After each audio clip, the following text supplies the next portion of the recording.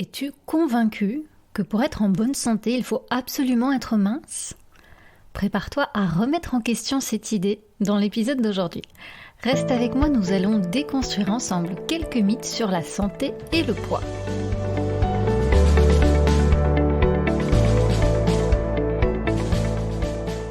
Bienvenue dans Mangerie M, le podcast qui redéfinit ta relation à l'alimentation et à ton corps pour une vie plus épanouissante et authentique. Je suis Chloé De Smet, diététicienne holistique avec plus de 20 ans d'expérience. J'aide les femmes lassées des régimes à abandonner les méthodes restrictives pour une approche plus complète et respectueuse d'elles-mêmes. Si tu cherches à apaiser ta relation avec la nourriture, à réguler ton poids et comprendre ton corps, tu es au bon endroit. Reste avec nous, tu vas adorer ce que nous avons à te partager. Et si tu veux être certaine de ne manquer aucun épisode, pense à t'abonner à ce podcast sur ta plateforme d'écoute préférée.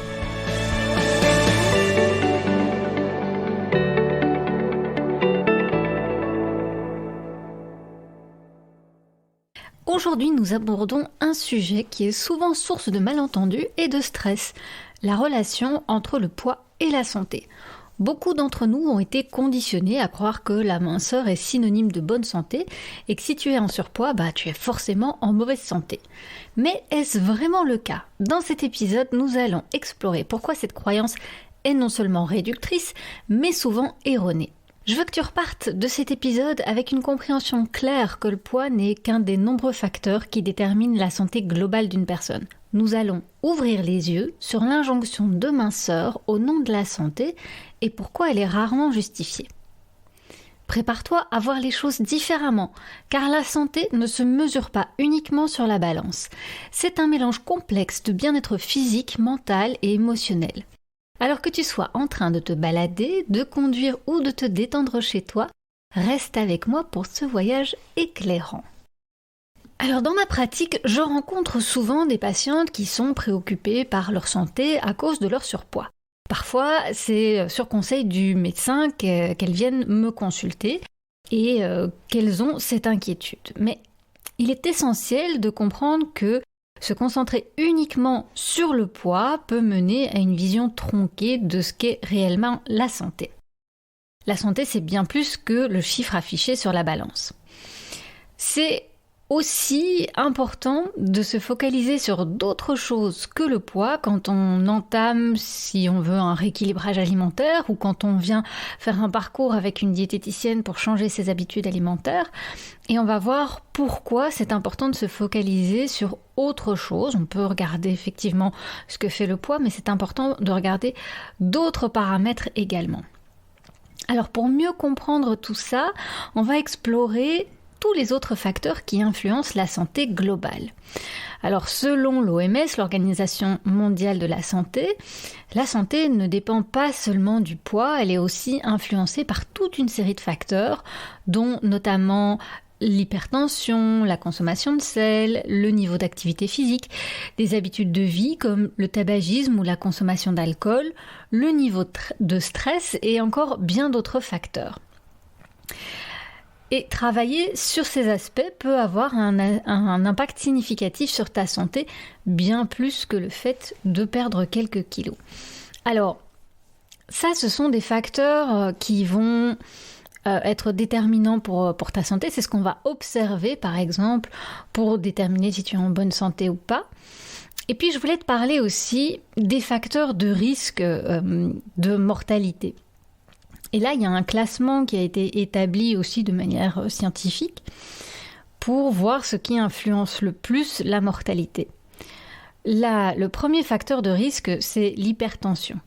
Ensuite vient le tabagisme, puis l'hyperglycémie, puis la sédentarité, et enfin seulement le surpoids et l'obésité. Et après ça, il y a encore d'autres facteurs qui viennent s'ajouter. Donc tu vois que finalement, le surpoids et l'obésité, ça ne fait pas partie des premiers critères qui déterminent si tu es en bonne santé ou si tu risques d'avoir des complications ou de décéder. Il y a vraiment d'autres critères avant le critère du surpoids et de l'obésité. Et je ne dis pas qu'il ne faut pas s'en préoccuper. je dis qu'on a beaucoup mis l'accent dessus alors qu'il y a beaucoup d'autres facteurs qui méritent qu'on s'y intéresse avant de s'intéresser au poids. On parle aussi très souvent du poids et de l'IMC, l'indice de masse corporelle. Tu sais, cette fourchette entre 20 et 25 dans laquelle tu es censé te situer pour être en bonne santé. L'IMC, c'est un outil mathématique, un outil statistique, donc qui a été inventé par un mathématicien, qui n'a pas du tout été inventé par un médecin. Donc il est inventé par un mathématicien belge pour les compagnies d'assurance pour déterminer si une personne a plus ou moins de risque d'être en bonne santé tout au long de sa vie et donc la façon dont on va pouvoir l'assurer. Et donc cet IMC ne peut pas prédire l'évolution de la santé d'une seule personne, mais plutôt d'un groupe. Donc on voit que déjà c'est pas un super outil très fiable. Et il y a des études qui montrent que d'utiliser l'IMC comme facteur de santé amène environ 51% de diagnostics erronés. Il y a plusieurs études comme ça qui ont montré les effets délétères de se focaliser uniquement sur la santé et de stigmatiser en fait le surpoids ou l'obésité. Par exemple, une autre étude sur 54 millions d'Américains qui ont été étiquetés comme obèses ou en surpoids, mais qui sont en réalité en excellente santé selon les indicateurs métaboliques. Il y a aussi effectivement ce problème que cette stigmatisation amène les personnes en surpoids ou obèses à éviter des soins de santé parce que ils sont stigmatisés et parce qu'ils ne se sentent pas écoutés. Et donc ça amène à des diagnostics erronés ou des sous-diagnostics. Effectivement, ils sont moins bien soignés que des personnes minces. Alors, qu'est-ce qu'on peut faire concrètement ? Alors, on va commencer évidemment par s'interroger sur ce qu'on peut faire pour améliorer son état de santé. Je pense que tu as en tête tous les éléments sur lesquels tu peux déjà agir. On a parlé de l'hypertension, donc là effectivement on peut parler d'une alimentation riche en fibres, parler de sédentarité, donc là, ça va être l'activité physique qui va être importante pour toi, de choisir quelque chose qui te fait plaisir pour bouger, pour que ça tienne dans le temps. Et puis la gestion du stress et des émotions, c'est également très très important pour la santé. Donc tout ça sont des éléments à mettre en place petit à petit dans ta vie. Il ne s'agit pas de suivre un régime strict ou des routines d'exercice intensifs, mais plutôt de créer un équilibre durable qui va te permettre de te sentir bien dans ton corps et dans ta tête. On va en reparler un petit peu ici. Dans la partie suivante, je voudrais te parler un petit peu de ces pensées populaires qui met sur un même pied le poids et la santé. Et on va démonter un petit peu tout ça. Donc, c'est un mythe très répandu dans notre société, que pour être en bonne santé, il faut maintenir un IMC en dessous de 25. Mais je te l'ai dit, cette vision est vraiment trop simpliste et il ne tient pas compte de la complexité de chaque individu. La vérité, c'est que le poids n'est pas entièrement sous notre contrôle. Ça, c'est ce que l'industrie du fitness veut bien te faire croire, que il faut que, il y a qu'à, tu sais, bouger plus, manger moins. Ça, on te l'a souvent répété. Et puis, tous ceux qui te vendent des régimes miracles, c'est là-dessus qu'ils se basent aussi, sur cette croyance, en fait, qu'on maîtrise son poids, alors que pas complètement. Notre poids, en fait, il est le résultat de plein de choses différentes. Par exemple, des facteurs prénataux, ça c'est ce qu'on va appeler ce qui va se passer avant qu'on naisse, donc comment la grossesse s'est passée, est-ce que la maman a entrepris un régime hypocalorique pendant le premier, deuxième trimestre, ça aussi, ça c'est prédicateur, je sais plus comment dire, de prise de poids et d'obésité à l'âge adulte. l'obésité à l'adolescent, là je vais un petit peu trop vite aussi, donc tout ce qui concerne le régime de la maman, un petit poids de naissance aussi, ça peut être un facteur qui va influencer le poids et on va avoir tendance à avoir plus de poids, plus de graisse abdominale aussi à l'âge adulte. Il y a des déterminants de développement, donc ça c'est quand on grandit, le rebond d'adiposité précoce, donc voilà, ça c'est un terme technique, mais c'est vers l'âge de 6-7 ans, si on commence à reprendre du poids à cet âge-là, ou même un peu plus tôt, vers 4-5 ans. Ça c'est aussi un risque, un facteur de risque de surpoids et d'obésité à l'âge adulte. L'obésité à l'adolescence aussi. C'est un facteur de risque. Qu'est-ce qui va influencer aussi notre poids à l'âge adulte? Eh bien, il y a tous les facteurs génétiques. Il y a l'ethnie aussi qui joue un rôle important. Évidemment, il y a des choses sur lesquelles on a un peu plus de maîtrise, comme l'activité et l'alimentation. Il y a d'autres choses. Il y a l'état de santé, les traitements et la prise de médicaments. Et là... Peut-être qu'on ne peut pas faire autrement aussi. C'est important de voir cet aspect-là du traitement qui peut nous sauver la vie, mais peut-être avec des effets secondaires sur le poids. Il y a aussi la consommation de tabac, la consommation d'alcool. Il y a les facteurs sociaux qui sont très importants aussi. Avoir accès à une nourriture variée et équilibrée, de qualité, ça dépend de l'environnement social, socio-économique dans lequel on grandit. Donc ça, c'est hyper important aussi. Tout ce contexte social et cet entourage et cette éducation auquel on a accès ou pas. Le microbiote peut avoir aussi un impact sur notre poids. Donc tu vois, il y a plein de choses qui peuvent avoir un impact sur notre poids. Certains sur lesquels on peut avoir un impact et d'autres pas du tout. Parce que si tu as eu un petit poids de naissance, tu peux pas revenir en arrière et faire en sorte d'avoir un poids de naissance normal ou de faire en sorte que ta maman n'ait pas eu de privation ou de carence pendant qu'elle était enceinte. Donc tout ça, ce sont des facteurs sur lesquels on n'a pas de prise et sur lesquels on ne pourra pas revenir. Donc tu vois bien que parmi tous ces facteurs, il y a que l'alimentation et l'activité physique, ce sont deux petits facteurs sur lesquels on peut avoir une influence. Voilà, donc c'est à remettre en perspective. Et donc pour certaines personnes, atteindre ou maintenir un IMC considéré comme idéal peut nécessiter des efforts démesurés qui peuvent en réalité nuire à leur santé mentale et à leur équilibre de vie. Donc il est crucial de comprendre que la santé ne se résume pas à un chiffre sur une balance ou un indice de masse corporelle. Et en plus de remettre en question l'idée que les personnes en surpoids sont automatiquement en mauvaise santé, c'est aussi essentiel de réfléchir à la manière dont notre société traite la santé. Dans notre culture actuelle, il y a une véritable injonction à la santé, souvent représentée comme une valeur morale suprême. Ça peut créer une pression énorme, où être en bonne santé devient un impératif moral, au-delà d'une simple question de bien-être physique ou mental. Cette injonction peut parfois mener à des comportements extrêmes ou à une culpabilisation inutile, en particulier autour du poids et de l'alimentation. Il est important de reconnaître cette pression sociétale et de comprendre que la santé, c'est un concept bien plus large et plus personnel. C'est une raison de plus pour adopter une approche plus nuancée et holistique de la santé, au lieu de se concentrer uniquement sur l'aspect physique et sur le poids.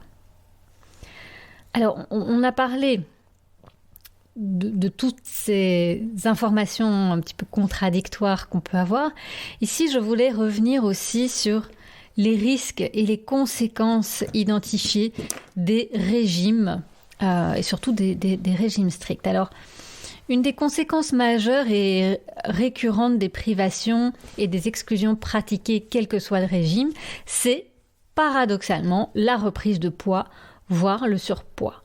Plus on fait de régime, plus on favorise la reprise pondérale, donc ce fameux effet yo-yo, a fortiori en l'absence d'activité physique à cause du ralentissement du métabolisme.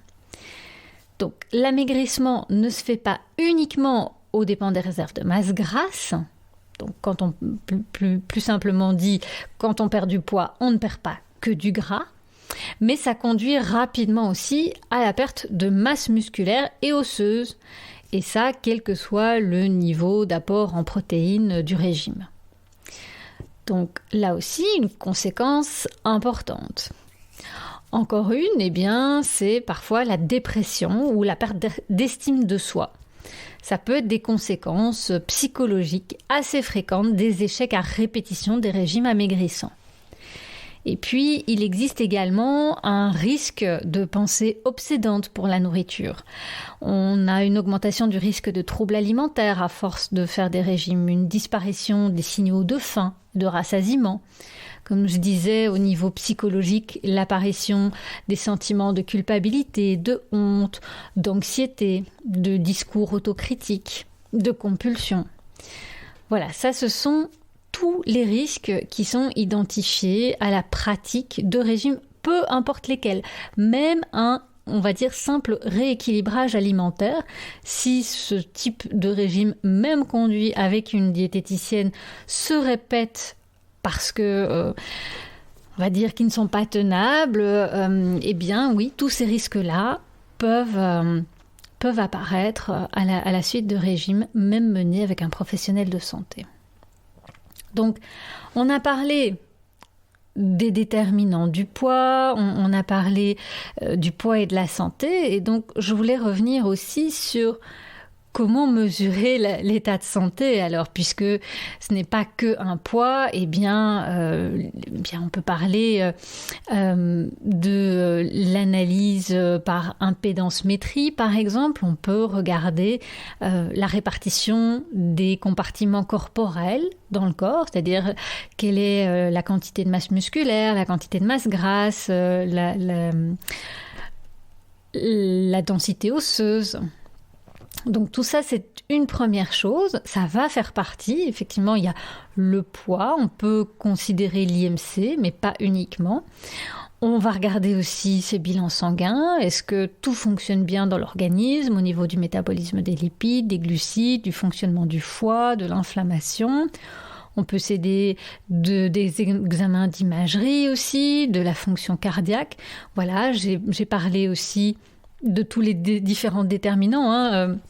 L'OMS a une liste d'une centaine de déterminants de la santé d'une personne, donc on peut prendre en compte tous ces déterminants-là pour voir si une personne est en bonne santé. Il y a aussi toute la santé psychique qui est à prendre en compte. Il y a l'environnement aussi dans lequel la personne évolue, si elle évolue dans un environnement pollué ou pas. Voilà, donc il y a énormément de paramètres sur lesquels on peut se pencher pour évaluer la santé d'une personne et donc pas uniquement le chiffre sur la balance. Donc, il est vraiment temps de dépasser cette idée réductrice que mince égale sain et de reconnaître que la santé, c'est un spectre bien plus large qui inclut une multitude de facteurs. Le poids, c'est juste un élément parmi d'autres et non le seul indicateur de bonne santé. Alors maintenant, laisse-moi te parler de Louisa. Louisa, c'est une de mes patientes. Je vais te raconter son histoire parce que ça illustre bien en fait cette réalité. Louisa, elle est venue me voir dans mon cabinet après un burn-out. Elle avait pris une dizaine de kilos. Et voilà, c'est des kilos qu'elle avait déjà pris pendant sa grossesse et qu'elle n'avait pas vraiment perdu. Et puis là, elle avait repris un petit peu avec le burn-out aussi. Elle souffrait d'hypertension, sa glycémie à jeun était un petit peu trop élevée. Mais c'était assez préoccupant parce que ses deux parents étaient diabétiques de type 2. Donc voilà, elle s'approchait de la cinquantaine. Donc son médecin n'était pas super heureux de son bilan de santé, justement. Et elle l'avait orienté vers moi. Et donc elle venait en consultation pour perdre du poids. Parce que pour elle, perdre du poids, c'était forcément être en meilleure santé. Et puis, son souci, sa demande, quand on a analysé sa demande, je ne sais pas si j'en ai déjà parlé ici dans ce podcast, mais quand je commence des prises en charge, que ce soit individuelles ou collectives, j'aime bien demander quelle est la motivation derrière la démarche diététique. Donc, le pourquoi on le fait, mais je vais un petit peu plus loin que le pourquoi. C'est le pourquoi du pourquoi et le pourquoi du pourquoi du pourquoi. Donc on va creuser loin. Et dans le cas de Louisa, eh bien, elle avait envie de passer le plus de temps possible avec son fils, de temps en bonne santé en fait. Parce que elle avait eu son fils assez tard et elle avait envie d'être une maman en bonne santé en fait. Ça, c'était sa motivation profonde. Et elle pensait devoir passer par la perte de poids. Elle aurait souhaité, parce que physiquement, c'est vrai que c'était compliqué de rentrer ses vêtements d'avant le burn-out pour reprendre le boulot. Donc, ok, techniquement, on comprend que c'est difficile aussi. Et pendant les 4 mois de notre suivi, en fait, on s'est concentré sur ses habitudes alimentaires. Donc, c'est là-dessus qu'on a travaillé. Et voilà, on a par exemple réduit le sucre dans ses boissons. Elle prenait toutes ses boissons sucrées et elle a eu la volonté d'arrêter d'un coup. Alors moi, c'est pas ce que j'oblige à faire tout de suite, mais elle, c'est comme ça qu'elle a voulu travailler. Et puis ça s'est très très bien passé. On a changé son petit déjeuner qui était très sucré avant. On a remis un petit déjeuner plus riche en protéines, plus équilibré. Louisa, elle n'avait pas trop l'habitude de cuisiner les légumes. Elle avait des particularités aussi au niveau de ses préférences alimentaires. Et donc, on a travaillé un peu la découverte des légumes et la diversité dans son alimentation. On l'a enrichi en fibres aussi. Donc, tout ça pour faire baisser la tension. Et donc, on a travaillé tout ça et encore d'autres choses pendant 4 mois, un objectif à la fois. Et c'était vraiment pour créer une alimentation qui lui convienne, sans stress ni privation. Donc, on a veillé à chaque pas à ce que Louisa puisse trouver des recettes qui lui conviennent, qui soient OK pour toute sa famille aussi, qui rentrent dans son emploi du temps. Et donc voilà, ce qui s'est passé avec Louisa, au bout du compte, c'est que sa tension et sa glycémie se sont normalisées. Et là, moi, je fais un grand waouh. Son médecin a même pu arrêter son traitement anti-hypertenseur. Donc, c'est pas elle qui l'a fait toute seule, c'est son médecin qui a décidé. Et donc, ça, c'était vraiment génial. Elle était très contente de ce résultat. Mais ce qui est assez frappant, c'est que pour obtenir ces résultats, finalement, elle n'a perdu que 3 kilos. Donc, c'était pas la grande perte de 10 kilos comme elle le souhaitait, et elle était un petit peu déçue. Et je comprends tout à fait, on en a rediscuté. Et là, c'est une question d'image corporelle, d'apprendre à comment s'habiller. Et je ne dis pas que elle ne perdra jamais ces 10 kilos. Mais ce qui manquait aussi à Louisa, c'était l'activité physique et le travail sur la sédentarité. Ça, c'est quelque chose qu'on a commencé à aborder, mais qu'elle n'avait pas réussi à mettre en place durant ces 4 mois de suivi. Donc, c'est quelque chose qu'elle compte encore mettre en place. Elle est vraiment sédentaire. Et c'est ce qui va pouvoir probablement lui permettre de perdre un petit peu plus de poids et de rentrer dans ses vêtements. Mais quoi qu'il en soit, on a aussi abordé le sujet de l'image corporelle, puisque finalement, en diététique, elle avait atteint son objectif qui était de remettre de la santé dans sa vie grâce à son assiette. Et ça, l'objectif, il est 100% atteint.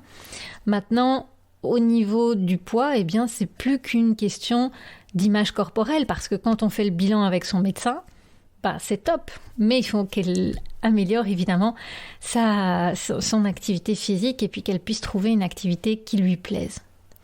Donc c'est là que mon rôle de diététicienne holistique devient crucial, c'est que j'ai dû lui expliquer que l'impact de ces changements alimentaires sur sa santé était bien plus significatif que la perte de poids en elle-même. Et donc ces paramètres de santé, comme je l'ai dit, s'étaient considérablement améliorés et ça avait un bien plus grand impact sur sa qualité de vie que son poids finalement. Même si, je ne minimalise pas l'impact psychologique d'un surpoids et de ne pas se reconnaître dans le miroir. Mais ça, c'est un travail qu'on peut faire avec une diététicienne, mais qu'on peut faire aussi avec un thérapeute, un psychologue. Et c'est important de le faire parce que finalement, ça ce sera le sujet d'un autre podcast probablement, mais le fait de ne pas aimer son reflet dans le miroir, ça n'a pas grand-chose à voir finalement avec son alimentation.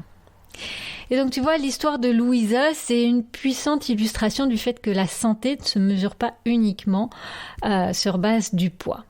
Ça montre qu'il est essentiel de se concentrer sur une alimentation équilibrée, un style de vie sain pour améliorer réellement ta santé globale et que, en tant que professionnel de santé, parfois c'est difficile de déplacer le focus de mes patients du poids vers des paramètres plus significatifs. Mais ça, c'est de ma responsabilité de te guider, de vous guider dans cette démarche holistique. Bon, alors concrètement, tu vas me dire, Chloé, comment on fait alors pour prendre soin de sa santé par l'alimentation ? Bon, je t'en ai déjà parlé et avec le cas de Louisa, tu l'as compris. Eh bien, on a dit que l'hypertension était un facteur très important de prédiction de maladie ou de risque de décès, donc on va s'en occuper en premier. Et pour ça, par exemple, on peut suivre les principes du régime DASH. Donc c'est pas un régime qui lave plus blanc que blanc, c'est un régime américain, c'est un acronyme qui parle donc de la pression sanguine, de l'hypertension. Et donc qui va être très riche en fibres, en légumes, en légumineuses, en céréales complètes, enfin grains céréaliers complets. Voilà, donc ça c'est pour faire diminuer la pression sanguine, l'hypertension, donc ça c'est important. Ensuite, chez Louisa par exemple, on avait régulé sa glycémie, qui est aussi un facteur de risque. Donc là, on peut se référer par exemple, si vous ne l'avez pas encore vu, à ma masterclass gratuite sur la glucose révolution, comment on fait pour réguler sa glycémie. Là encore, c'est des principes d'alimentation équilibrés de base. Là aussi, on met beaucoup de fibres. On fait des repas complets, donc on ne mange pas les sucres tout seul. Le petit déjeuner protéiné qu'on a mis en place avec Louisa pour stabiliser sa glycémie tout au long de la journée, ça a eu un effet incroyable chez elle. Ça a diminué ses fringales, c'était vraiment top. Elle s'est sentie vraiment très très bien avec ça, ça lui convenait super bien. Et puis, on va diminuer un petit peu les grignotages, mettre des collations saines à la place des grignotages, manger suffisamment. Enfin bref, donc la régulation de la glycémie, c'est pas très sorcier non plus. Et puis, évidemment, on a parlé de l'activité physique, donc limiter le plus possible la sédentarité, donc augmenter le plus possible l'activité physique.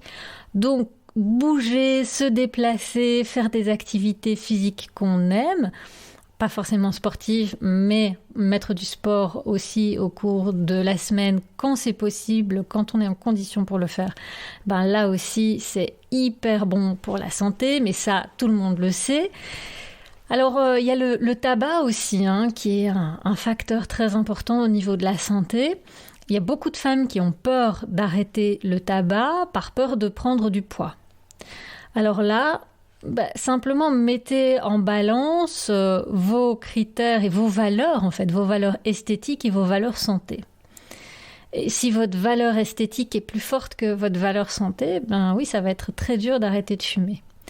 Mais si votre valeur santé est plus forte que votre valeur esthétique, là, vraiment, arrêter de fumer va avoir un impact très positif sur votre santé. Et si vous prenez quelques kilos au passage, c'est pas grave. C'est pas une fatalité non plus si vous vous faites bien accompagner. Mais c'est pas ce qui va être le plus important sur votre santé. Le plus important, ça va être d'arrêter de fumer. On pourrait parler encore aussi d'adopter un régime sain pour le système cardiovasculaire, bon pour le cœur, donc avec des bonnes graisses, avec des oméga 3, avec des bonnes huiles. Donc voilà, aussi un régime assez riche en fibres, avec particulièrement aussi des bêta-glucanes qu'on va retrouver dans l'avoine par exemple. Tout ça peut améliorer ta santé sans se concentrer sur ton poids.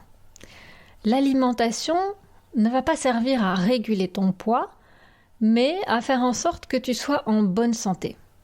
Et puis, il y a aussi la santé mentale. Donc, si tu supprimes tout ce qui te fait plaisir comme aliment, là, on va avoir un autre problème et on peut se diriger vers des troubles du comportement alimentaire. Et là, on ne gagne pas non plus du côté de la santé.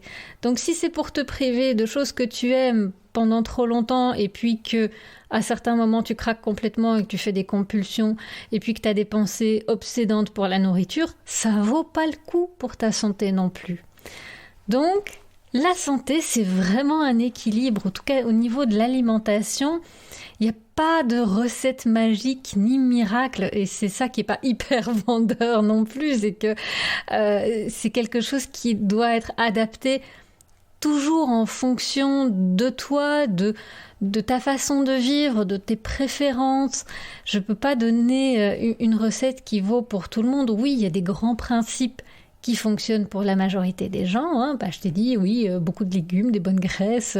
Bon, voilà, il n'y a rien de révolutionnaire. Tout ça va être adapté en fonction de ta façon de vivre et de tes préférences. Donc, voilà comment, grâce à l'alimentation, tu peux améliorer ta santé. Nous voici presque à la fin de notre épisode d'aujourd'hui et j'espère que ce que je t'ai partagé t'a ouvert un peu les yeux sur une réalité importante concernant la santé et le poids. Le poids, bien qu'il soit un élément que nous pouvons facilement mesurer, n'est en fait qu'un facteur parmi tant d'autres dans l'évaluation de notre santé globale. C'est crucial de se rappeler que la santé, c'est pas un chiffre sur la balance. C'est un équilibre délicat entre différents aspects de notre vie, allant de notre alimentation, notre activité physique, en passant par notre bien-être mental et émotionnel. Je t'encourage donc à porter ton attention sur des aspects plus larges de ta santé. Adopte une alimentation équilibrante qui te nourrit non seulement physiquement, mais aussi mentalement. Trouve des activités physiques qui te plaisent, qui te permettent de te sentir bien, qui t'apportent de la joie. Et n'oublie pas, la gestion du stress et le bien-être émotionnel sont tout aussi importants. Et souviens-toi l'histoire de Louisa et de nombreux autres patients qui ont trouvé un chemin vers une meilleure santé en se concentrant sur des aspects globaux. Ton corps est unique. Et ce qui compte le plus, c'est de trouver ce qui fonctionne le mieux pour toi. Avant de clore cet épisode, je veux prendre un moment pour te parler directement. Tes expériences, tes réflexions comptent énormément pour moi et j'aimerais vraiment les entendre. Si tu as déjà ressenti la pression de devoir perdre du poids pour des raisons de santé, si tu te sens souvent jugée ou mal comprise à cause de ton poids, je t'invite à me partager tes questions, tes réflexions en commentaire, soit sur la plateforme d'écoute ou alors sous la publication qui s'y rapporte sur mes réseaux sociaux. Et puis surtout, j'aimerais savoir, qu'est-ce que tu as appris aujourd'hui qui pourrait changer ta manière d'aborder ta santé de manière plus globale ? Vraiment, j'aimerais t'entendre, te lire pour savoir ce que tu en as pensé. Chaque partage enrichit notre communauté et nous aide à grandir ensemble. Et durant tout cet épisode, j'ai tenté de te démontrer que le poids n'était pas le paramètre le plus important pour ta santé, mais peut-être que l'idée d'un régime te reste coincée dans la tête. Et je te comprends. Alors dis-moi, est-ce que tu te questionnes souvent sur l'efficacité des différents régimes ? Est-ce que tu as l'impression de tourner en rond avec les conseils de santé traditionnels ou les régimes classiques ? Est-ce que tu souhaites peut-être découvrir une approche plus holistique et bienveillante envers toi-même et ton alimentation ? Alors, est-ce que ça te dirait d'assister gratuitement à ma conférence sur le tour d'horizon des régimes ? Alors, dans cette conférence, je te parle des pièges des régimes classiques et je te montre quelques alternatives plus douces et efficaces pour atteindre une santé globale. Si tu es curieuse d'en savoir plus, alors je t'invite à regarder la conférence. Le lien est disponible dans la description de ce podcast. C'est entièrement gratuit et peut-être que c'est le début pour toi d'un nouveau chapitre dans ton parcours de bien-être. Merci beaucoup d'avoir écouté Mangerie M. N'oublie pas de t'abonner pour rester au courant de nos derniers épisodes. Prends bien soin de toi et jusqu'à notre prochain moment ensemble, continue de nourrir ton corps et ton esprit de la façon la plus juste pour toi. À très bientôt!